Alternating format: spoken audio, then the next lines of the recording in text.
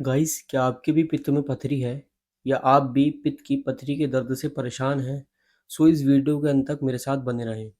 Guys, आज की video में हम बात करेंगे पित्त में पथरी होने के क्या-क्या कारण होते हैं और हम कैसे पता करें कि हमारे पित्त में पथरी है और उसका इलाज क्या है। सो गाइस, अब हम जान लेते हैं कि पित्त में पथरी के क्या-क्या कारण हो सकते हैं। पित्त की पथरी तब होती है जब पित्त के अंदर कुछ पदार्थ संतुलन से बाहर हो जाते हैं और सख्त होकर पथरी का रूप ले लेते हैं। कारण के बारे में बात कर लेते हैं। तो फर्स्ट कॉज इसका कोलेस्ट्रॉल का बढ़ना। जब पित्त में कोलेस्ट्रॉल की मात्रा बढ़ जाती है और वो घुल नहीं पाता है, तो ये हल्के-हल्के जमा होकर पथरी का रूप ले लेता है। सेकंड, बिलिरुबिन का अधिक बनना। ये एक प्रकार का पिगमेंट होता है जो ब्लड सेल्स के टूटने से बनता है। जब इसकी मात्रा अधिक हो जाती है, तब ये पथरी भी बना सकता है। थर्ड कॉज की बात कर लेते हैं तो गॉल ब्लैडर का ठीक तरह से खाली ना होना। जब पित्त की थैली पूरी तरह से खाली नहीं हो पाती है, तो उसमें जो पित्त रस बचा रह जाता है वो जमा होकर कभी-कभी पित्त में पथरी बना सकता है। अब जान लेते हैं रिस्क फैक्टर्स के बारे में।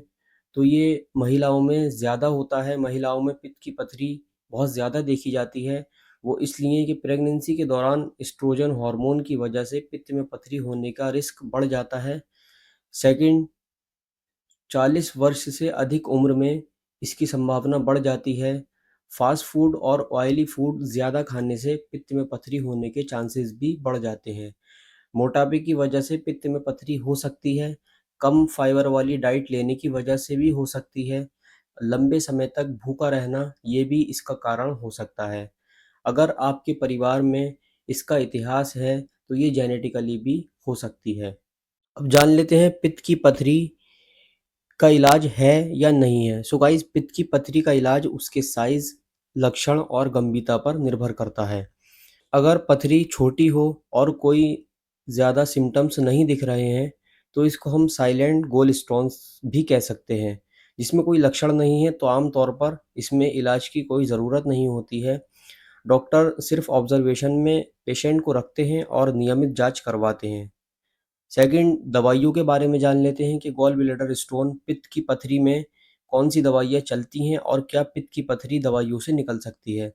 सो गाइस, मेडिसिन ट्रीटमेंट में कुछ केसेज़ में दवाइयाँ दी जाती हैं जो पथरी को घोल सकती हैं, जिसमें मेडिसिन्स अर्सोडियोक्सिकोलिक, अर्सोडियोल, ये मेडिसिन्स कोलेस्ट्रॉल वाली पथरी को धीरे-धीरे घोल सकती है, लेकिन इसकी ड्यूरेशन महीनों से लेकर सालों तक भी चल सकती है और ये असर धीरे करती है।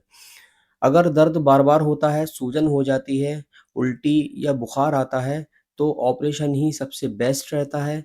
अब जान लेते हैं ऑपरेशन के बारे में, सर्जरी कौन-कौन सी होती हैं, सर्जरी के नाम के बारे में बात कर लेते हैं।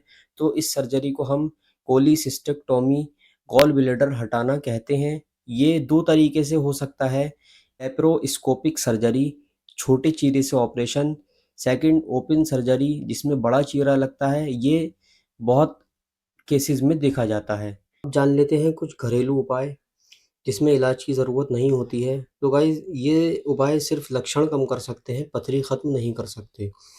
फर्स्ट, आप हल्का और कम फैट वाला खाना खाएँ। सेकंड, ज़्यादा पानी पिएँ। अपना जो वज़न है वो घटाएँ, अगर एक्सेसिव वेट है तो उसको कम करें। तेज़ मसाले, तला हुआ खाना, डेयरी चीज़ें आप अवॉइड करें। और अगर तेज़ पेट दर्द दाईं तरफ आपको ज़्यादा महसूस हो, बुखार या ठंड लगे या पीलिया या उल्टी जैसे लक्षण आप में दिखें, तब आप तुरंत डॉक्टर को दिखाएँ।